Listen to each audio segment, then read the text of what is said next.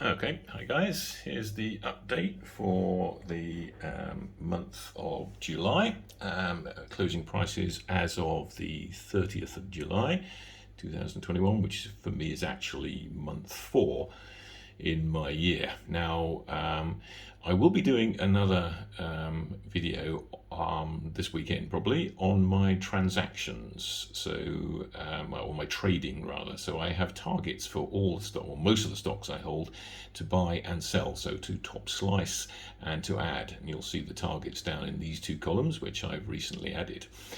But I'll cover that in the separate video because a couple of people have asked about it. So back to the portfolio returns. Still losing, down 11.6. It was a good deal more, so we've come back a little bit.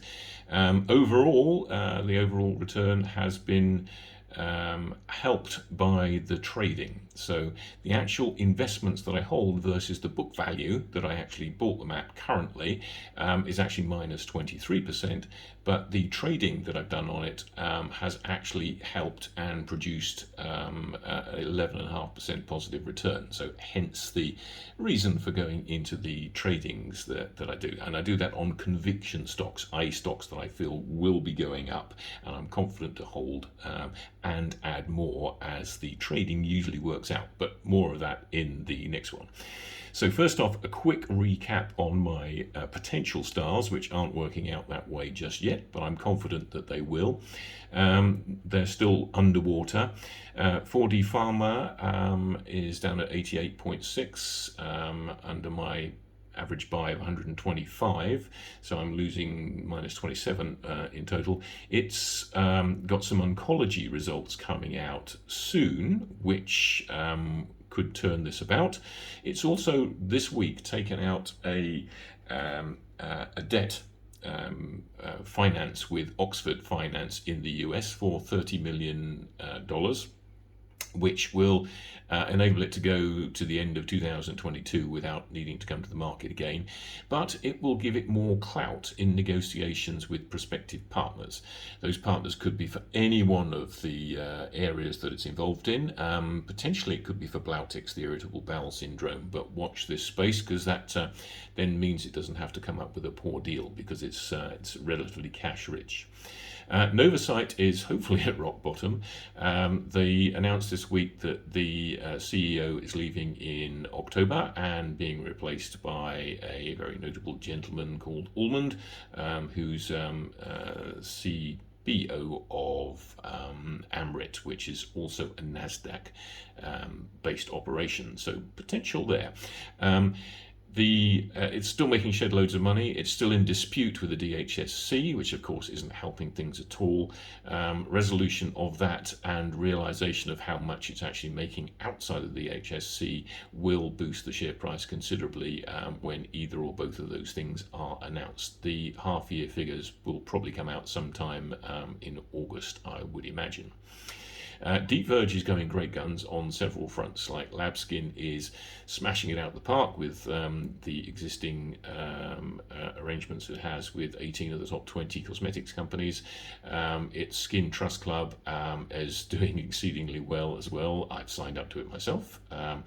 And it's now going to expand that. The Android app will be ready this month, and they're going to expand it into the US and China when things get going. The mention of China is the China Resources. They've expanded the deal they're going to do there with the modern water technology to monitor pretty much, well, hopefully all the areas of China, which is vast. Possibility that that's going to turn into a flotation on the Hong Kong stock market. So when that actually gets nailed, and it's been extended now to the end of 3Q to the beginning of 4Q, when it gets nailed, then that will boost the price considerably. Right, enough on those. The two next best bets that I want to talk about. Firstly is Tech Capital. We bought this at an average of 15. It did a share raise or a cash raise at a hugely discounted 10p, which allowed me to get some more at 11, which brought my average down to 15. And it's just this last week gone into the 20s, which is still a considerable undervaluation against its net asset value. It will be updating the net asset value at some point, probably in August, maybe early September. Net asset value is likely to be well in excess of double the current price of 22.5. It has floated Bellascura. I bought a small holding, 0.5% down here, which is the portable oxygen cylinders. Bellascura, I think in itself is going to be, in its own right, it's going to be huge. It's got 4 distributors set up already in the US. It's currently just started manufacturing, and those manufactured products will be distributed this quarter. So it's ready to go. It will then expand into Asia and Europe, where there is apparently a lot of interest. Tech holds 17% of that company, which gives it a market value. Its current market cap is 29 million. Bellascura holding is roughly half of that already, and the other 3, which are Guidant, Solarius, and Lucid. Lucid's just done a deal with a Canadian eyewear distributor that's going to sell at least $4.6 million worth of its product. So all 3 of them are likely to have great impact on the tech share price, with announcements coming on any of the 3 at any time. So great hopes for this. Now, having said that, I did take a slice at 20 because it was down at 10p earlier in the year, so it's effectively doubled. So it's wise to do that, but I will buy it back if it gets to 18, and then I'll probably take another slice if it gets 25p plus, which I expect it will. The other spectacular mover here is Reach. They came out with their half-year numbers earlier this week, Tuesday, I think, and then they did a presentation on Investor Meet Company, which I strongly recommend you listen into if you want to hear more about this company.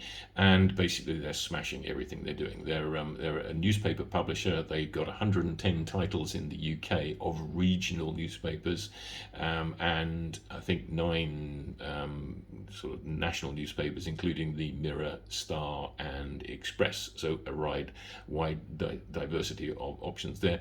But what's really making the move is they're moving into digital. They're actually the 5th biggest digital entity in Britain after the 4 behemoths, which Google, Facebook, Amazon, and the other one, whatever it is. I'm actually 193% up on that. I top sliced at 266 and 311. I'm targeted to top slice again at 389. It's very near that now. Could get there on Monday. Whether I do or not, not sure. That's 25% above the last top slice I did. I was going to do it at 20%, but I couldn't bring myself to sell at that point. I may have the same problem here because Panmure Gordon just come out with a note. Apparently, I haven't seen it, but apparently, and it's got a target of 700. So, way to go. I will scoot now down to the new kids on the block. Well, firstly, let's mention the one I got rid of, which is Braveheart. Basically, the price has languished. I actually made a profit of £110. Wow. Could have made a lot more, but it's the main reason for getting rid of it is the CEO, Trevor Brown. He's only after his own interests, not the shareholders. That's become clear. He's selling out like crazy. He's sold millions of the stock. It doesn't own very much now, and the price is languishing. So I wouldn't buy it now. So on that basis, I sold it. I sold it and reinvested some of it in the my new wonder stock, which is Phoenix Copper. As the name suggests, it's an American-based miner. It's not actually in Phoenix, it's in Idaho, which is the best location, tax-wise and regulatory issues-wise, than in the whole world. And there is a report out of that. There's also a report out by Hardman & Co. on the whole company. And if you go on the website, you can download it, and it's well worth it because it gives you all the detail. Basically, their main area which they're investigating at the moment is the Empire Pit, which used to be be a copper producing pit up to and including the Second World War, when it was closed down because all the workers were conscripted to fight the war. It didn't reopen, probably or largely because they didn't have the technology then to extract the sulfides that are there. It has had 2 drills when it was reviewing the case for buying the area, which it then subsequently bought. Those in themselves were spectacular, but it's just done its first drill in the Empire Mine. It's looking deep down to find out what's below it. There is clearly copper there. It's probably gold, silver, tungsten, lead, and morphites and phorophytes. But the drill core is spectacular to the naked eye. The geologist said he's never seen such a core, and you can actually, even I can see it. I know nothing about mining. It's and the price shot when this first drill happened.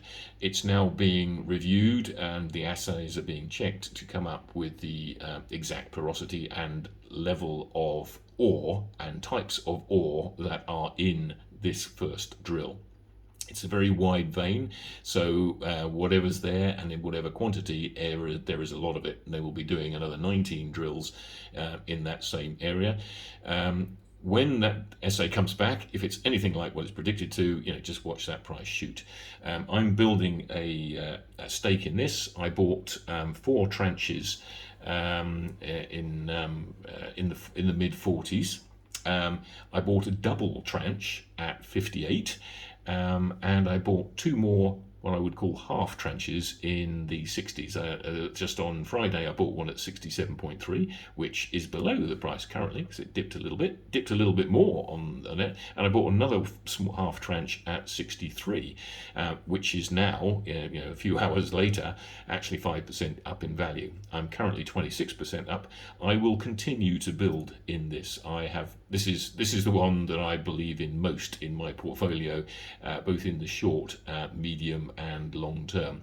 So I will center on that when I do my trading strategy. But you can see over here, I have no intention of selling anything until it gets to like 4 times what I bought it for. Now, that said, if it operates in a range, I may well trade within that range, but I don't think it's range bound anytime soon, so we'll see how that goes. Running out of time as ever, so just a quick mention for the one above, National World. I'm building a smaller stake in that. I may or may not add more, remains to be seen. That comes from Richard Leonard. Now, Richard Leonard first made me aware of REAT through the PI World interview he does with Tamsin somebody or other.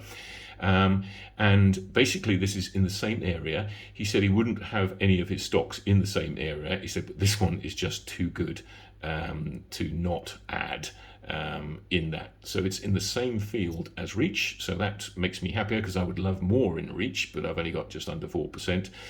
So maybe I can add that to it and say I've got that. Now, this is showing a slight profit at the moment. It's in the newspaper business. It was essentially bombed out, the former Trinity Mirror. It was bought by a guy, I think his name's David Montgomery, who really knows the newspaper business, and he's turning it around, and essentially they're piggybacking off REAT. And if they can do what REAT has done, then the value will go up considerably. Leonard's target, now Richard Leonard is a family trust operator with Trium Asset Management, and he says his target is like in the 75 to 85 range. So if it gets up there, maybe I'll top slice it, but it remains to be seen what's happened in the meantime. As I say, Beloscura, I probably won't add to that because that is essentially the same as tech, but when tech sells out of Beloscura, which you can't do for a year after the flotation, so another 9 months or so to go, it will then probably distribute the funds to us shareholders. At that point, I will look at my Beloscura holding, which I expect to be a good deal higher than the price there. It floated, by the way, at 45, and it's now 70 virtually. I couldn't get in at flotation, but I got in at 55. I may add when I am essentially sold out by Tech Capital of the holding there. But I will stop it there, and I will come back later with an update on my my trading platform. So this is the portfolio update as of 30th of July 21. Okay, cheers guys, happy investing and good luck.